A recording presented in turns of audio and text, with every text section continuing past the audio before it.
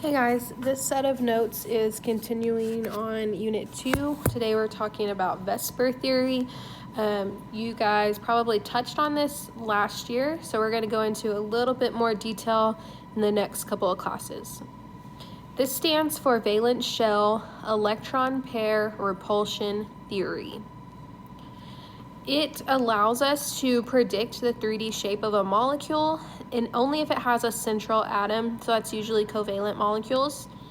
It follows these rules. So electron pairs in the valence shell are going to repel each other. Remember that electrons are negative, so when you have two negatives together, they're going to start to repel. Any non-bonded electrons are found closer to the atom, and they exhibit more repulsion than bonded pairs do. Last class we discussed Lewis dot diagrams. Remember that these describe the arrangement of the valence electrons.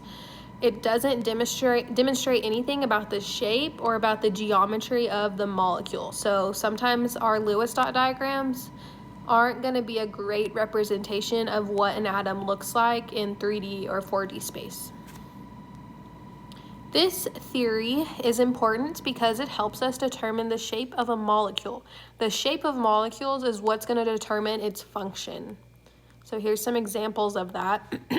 The shape of a red blood cell is crucial in being able to bond with oxygen and carry it through the circulatory system. So red blood cells have to be this certain shape to be able to bond with oxygen and carry it through your bloodstream.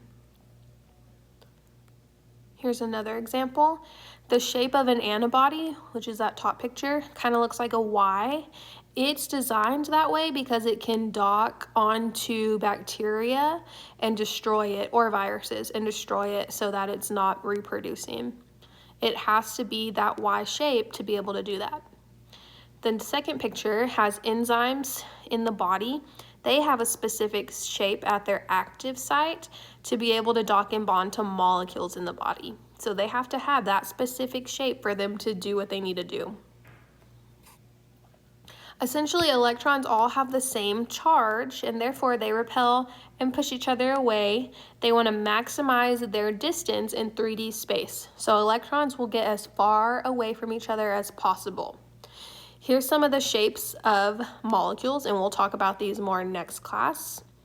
So we have linear, bent, trigonal planar, trigonal pyramidal, tetrahedral, T-shaped, seesaw-shaped, trigonal bipyramidal, square planar, square pyramidal, and octahedral. Again, we'll talk about those more in detail next class.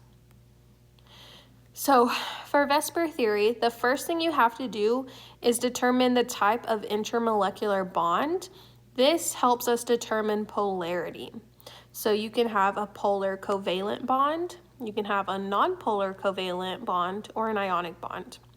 Remember that polarity is a physical property that can determine other properties for the compound.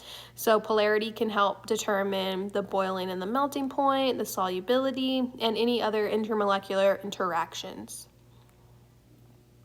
So our first type of bond is nonpolar covalent. These are going to share electrons equally between the atoms. Atoms in molecules are going to have similar electronegativity values. The electronegativity difference is going to be 0 or very, very close to 0. So all of those type of atoms or type of compounds are nonpolar covalent. The next one is polar covalent. These are a little more interesting. So it's going to be an unequal sharing of electrons between the atoms. They're going to be found more on one side of the molecule than the other. So I like to say, imagine sharing a blanket with someone and they're taking out 2/3 of it while you only have 1/3. Electrons are going to be the same way. They're going to be more on one side of that molecule than the other. There will be a difference in electronegativity between the atoms. The difference for polar covalent is going to be somewhere between 0 and 1.7. So anything that falls in between those numbers is polar covalent. The side that is closer to the bonded pair of electrons is going to be slightly more negative.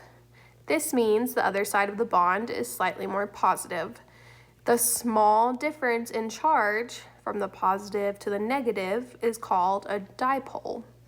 Because these charges are partial, which means they're less than 1, we write them as this weird little symbol that says plus or minus. That's called a delta. So delta plus, delta minus, that tells us our partial charges. So here's an example of a polar covalent compound. I have hydrochloric acid. So the first thing I would do is draw that Lewis dot diagram. The line in between the H and the Cl is showing that bond that's between them. Remember that hydrogen is essentially sharing its valence electron with chlorine. Okay, hydrogen would have the positive partial charge. Chlorine would have the negative partial charge.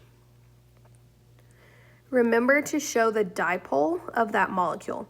This is indicated by an arrow with a line across one end. There's a vertical bar on the arrow, and it shows the element that is donating an electron. So in this case, hydrogen was donating its electron to chlorine. The arrow shows the direction that the electrons are moving, and it points to the most electronegative ion. So that's really important. So here in black, I have my arrow. The little cross is at the element that's donating an electron, and the arrow is going towards the element that's more electronegative.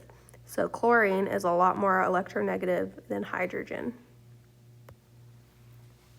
The next type of bond is ionic. All ionic compounds are going to be polar. So they're going to have an electronegativity difference more than 1.7. So in terms of electronegativity, we have this periodic table that has all of these electronegativity values. So we can find the difference in any of these to determine what type of bond is going to happen. So let's do an example. The electronegativity of chlorine is 3, just by looking at that periodic table. The electronegativity of phosphorus is 2.1. So 3 minus 2.1 is 0.9, so that falls in between the 0 and 1.7. So these would have a polar covalent bond.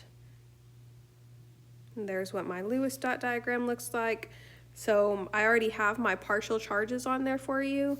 The partial positive is going to be on phosphorus. The partial negatives will be on chlorine, because the phosphorus is the one that was going to donate that electron to the chlorine. So if I'm drawing my dipoles, I'm moving towards the element that's more electronegative.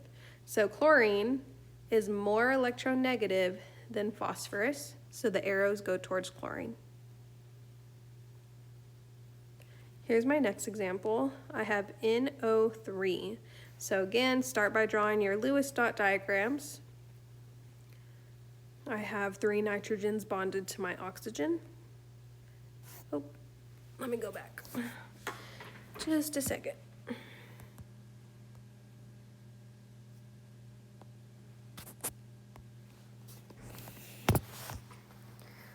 Okay, so let me go to my notes app so I can draw this for you. Where are we?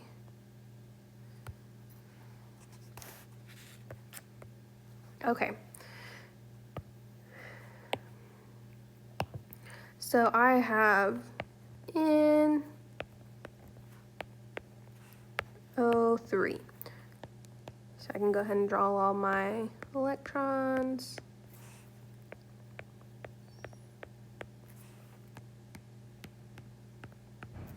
Okay, so it would look like that. I also have my partial charges on here. That looks bad.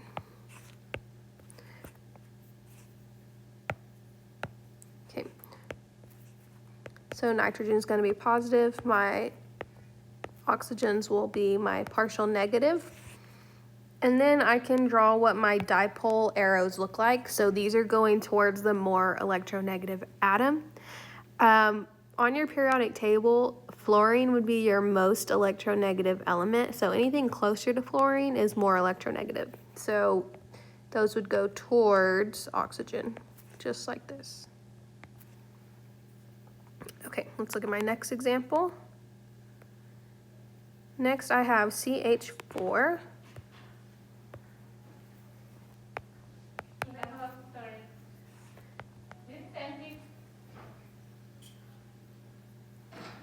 Okay, so I have carbon bonded to 4 hydrogens. Okay, on this one, my hydrogens are going to be that partial positive. They were giving up their electrons. This would be negative, and then I can draw my dipoles. Carbon's more electronegative, so it's going to go towards carbon. So just like that. Okay, so you have an assignment in your slides for today.